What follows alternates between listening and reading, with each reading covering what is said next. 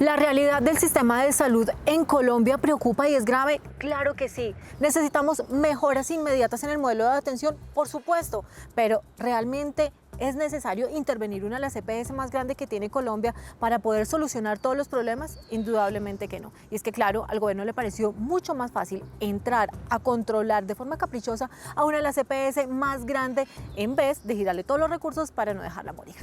Y es que la EPS Sanitas no solo es una de las mejores y de las más grandes, sino que es una de las mejor calificadas, una de las que mejor reputación tiene. ¿Y frente a quién? Frente al eslabón más importante de toda esta cadena, que es nada más ni nada menos que los mismos afiliados, los mismos pacientes. Esa EPS Sanitas que le salvó la vida a millones de colombianos durante la pandemia, hoy queda colgando de un hilo, hoy queda en cuidados intensivos prácticamente por cuenta de una retaliación, la retaliación de un gobierno que no fue capaz de concertar la reforma a la salud y que de forma revanchista sale a dejar sin piso a casi 6 millones de pacientes que hoy se despiertan preguntando ¿qué va a pasar con mi familia y qué va a pasar conmigo? Los pacientes dicen, y con toda la razón del mundo, que de la intervención a la liquidación de una EPS hay un solo paso. ¿Y cómo decirles que no si es que los últimos casos que ha habido así lo confirman?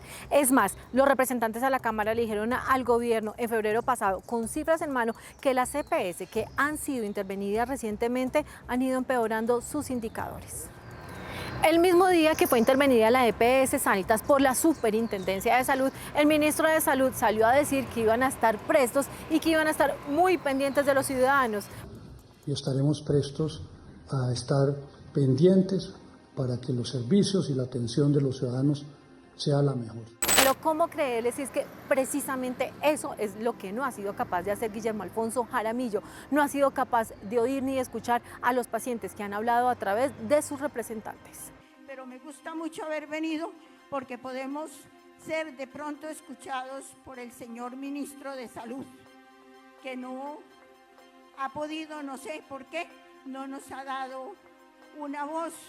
La intervención de Sanitas se volvió rápidamente tendencia en las redes sociales. Hubo reclamos, reproches, críticas, incertidumbre y muchas dudas, pero sobre todo hubo mensajes de apoyo a la EPS, que entre sus afiliados tiene a miles de personas con enfermedades crónicas. Mientras el superintendente movía sus fichas en la EPS, tomaba control de las instalaciones, por este lado el ministro de Salud presionaba a los senadores que, hay que decirlo, se mantuvieron firmes con su decisión de archivar este nefasto proyecto que con el tiempo se fue convirtiendo en un horroroso Frankenstein. Eso también hay que reconocerlo. Pero bueno, lo más importante es saber que Leal y Jaramillo trabajaban a dos bandas y sabían que ganaban con sello y ganaban con cara.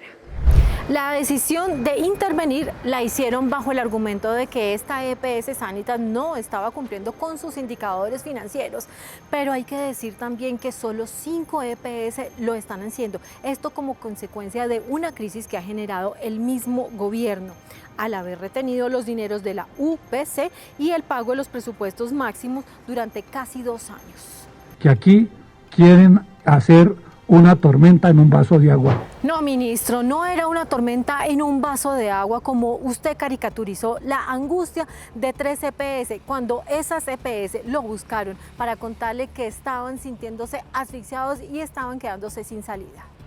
Pero mientras ellos hacen sus movidas, nosotros como colombianos lo que tenemos que hacer es estar analizando qué es lo que está pasando y hacer unas sumas muy rápidas. Miren, con esta sorpresiva intervención que hace el gobierno a la EPS Sanitas, se embolsilla, y hagamos rápidamente las cuentas, los 10 millones de la nueva EPS, más los 5,7 millones de Sanitas. Y sumémosle también los 8 millones de otras EPS que ya han sido intervenidas, más el 1,3 millones de otras entidades públicas. De esta forma, el gobierno se queda con casi 26 millones de afiliados. Eso representa el 51% de la población y en plata representa 45,5 billones de pesos. Y es que desde el minuto 1 que empezó a tambalear el proyecto de reforma a la salud, el mismo ministro de Salud y el mismo presidente Petro empezaron a buscar salidas y alternativas para poder lograr su cometido. Y lo que hicieron fue que lograron el control de la Superintendencia de la Salud, lograron el fortalecimiento de la ARES con un elemento clave, el giro directo. Era su forma de ejecutar indirectamente lo que tenían planeado con su proyecto de reforma. Pero en el mediano y en el largo plazo, ¿usted cree que deberíamos dejar de tener EPS? Yo las veo innecesarias.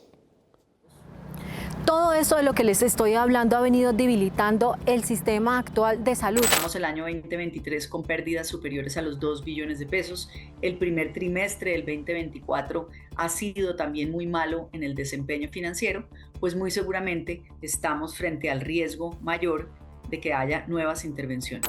Esta es la famosa crisis de la que nos ha hablado insistentemente la exministra Corcho, la misma exministra que en más de una ocasión ha expresado su deseo de acabar con las EPS, igual que lo hizo en su época de activista el actual superintendente de salud, que en sus redes sociales no ha disimulado su deseo de atacar principalmente a Sanitas.